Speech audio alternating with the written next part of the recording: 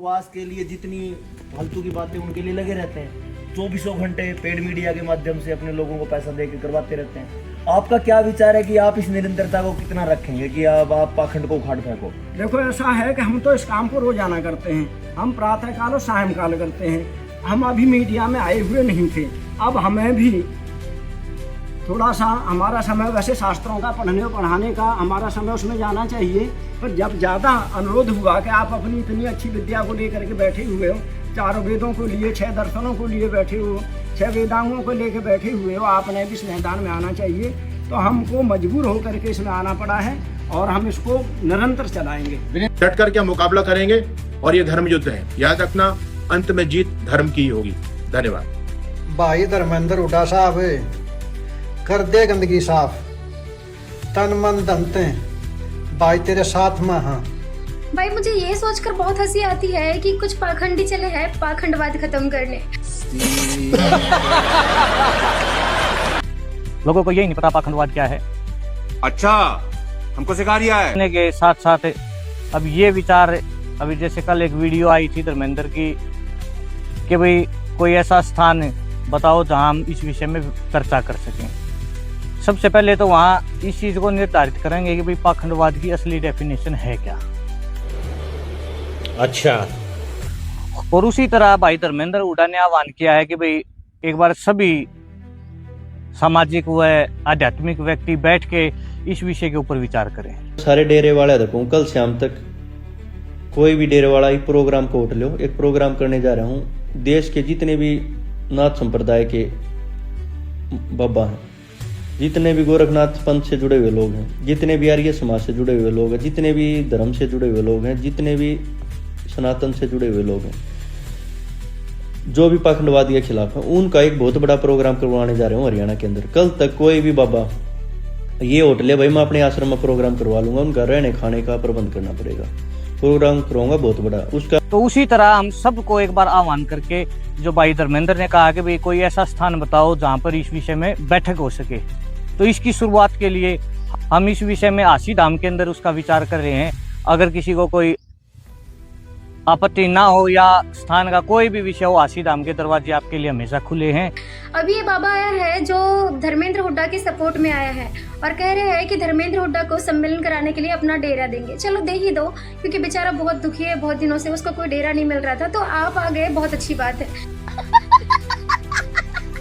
साथ के साथ में जो विषय था कि हमारे शास्त्रों के ऊपर शोध हो, जो गलत चीजें लिखी हुई हैं, चाहे वो मिसप्रिंट हो रखी हो या किसी ने जबरदस्ती ठोक रखी हो, इस विषय में ये एक शुरुआत है।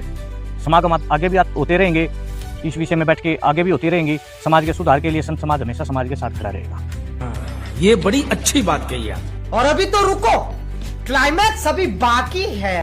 लेकिन मुझे ये बताओ, आप कह रहे हो कि वहाँ पर पाखंडवाद की बात करोगे, पाखंड को डिफाइन करोगे कि पाखंडवाद होता क्या है, तो सबसे पहले मेरे सवालों का पहले जवाब दे दो कि ये जो आपने सिर पे इतनी लंबी लंबी चटाई बढ़ा रखी है, इतनी लंबी लंबी दाढ़ियाँ रखी है, और इस प्रकार से आप लोगों ने जो अपना वेशभूषा बना रखी है, कोई तो भगवा वस्त्र पहन के चल रहा है, कोई तो काले वस्त्र पहन के चल रहा है, झुंड बना के चल रहा है, इसका कौन से शास्त्र में प्रमाण है, कौन सा लॉजिक है भाई ये? क्योंकि जितना हमने जाना है आज तक के जितने भी सदग्रंथ में पढ़ा है, उसमें तो कहीं नहीं लिखा है कि इस प्रकार से जटाएं बढ़ा के रहना है या फिर कोई इस प्रकार से कोई भगवा वस्त्र पहनना है। ये तो सच्चे संत की पहचान नहीं होती है। अरे बाप रे, ये तो धोती खोल रहा है। फिर आप लोग कौन सा पाखंड खत्म करने की बात कर रहे हो? कोई और है क्या पाखंड? बात तो सही है। भाई पाखंडवाद तो तुम ही कर रहे हो, पाखंडी तो तुम ही लोग हो एक्चुअल में, क्योंकि शास्त्र के अनुसार और हमारे सदग्रंथ के अनुसार तुम लोग ही नहीं चल रहे हो। अब बहुत मजा आएगा। ये बहुत अच्छी बात है कि ये सारे पाखंडी एक तरफ होंगे और एक तरफ होंगे हमारे पूर्ण परमात्मा स्वरूप संत रामपाल जी महाराज जी। अब असली मजा आएगा। अब सच्चाई सब जनता को पता चलेगी कि कौन असली है और कौन नकली है। तो ये सदग्रंथ एज ए लैंप दास साथ रखता है कि मेरे से टकराने से पहले अपने सदग्रंथों ने पढ़ लो, देख इसमें यो लिखा है।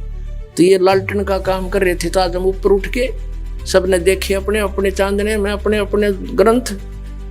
दास ने झूठ बोलने की क्या जरूरत है, झूठे तो पहले हम तेरे थे। ये एक पॉइंट भी को कच्चा सिद्ध कर दियो, उसी दिन संताई त्याग दूंगा। कोई बात है यार? इस धर्मेंद्र हुड्डा भगोड़े पागल को संत रामपाल जी महाराज जी की तरफ से अब लास्ट वार्निंग दी गई है कि अगर ये 20 अगस्त तक संत रामपाल जी महाराज जी से माफ़ी नहीं मांगता है तो इसको आगे कोई भी मौका नहीं दिया जाएगा। सार्वजनिक सूचना सतलोक आश्रम की ओर से समाज के शत्रु धर्मेंद्र हुड्डा निवासी गांव खिड़वाली जिला रोहतक हरियाणा को सार्वजनिक रूप से सूचित किया जाता है कि उसके द्वारा संत रामपाल जी महाराज के संबंध में आपत्तिजनक एवं अनुचित शब्दों का प्रयोग किया गया है व झूठी अफवाहें फैलाई हैं और उनकी छवि को खराब करने की कोशिश की है। धर्मेंद्र हुड्डा को 20 अगस्त 2026 तक का समय दिया जाता है कि वो संत रामपाल जी महाराज के संबंध में दिए गए अपने आपत्तिजनक बयानों, झूठी बातों के लिए सार्वजनिक रूप से लिखकर और वीडियो बनाकर माफी मांगे। यदि 20 अगस्त तक धर्मेंद्र हुड्डा माफी नहीं मांगता है तो उसके बाद उसे माफी का कोई मौका नहीं दिया जाएगा।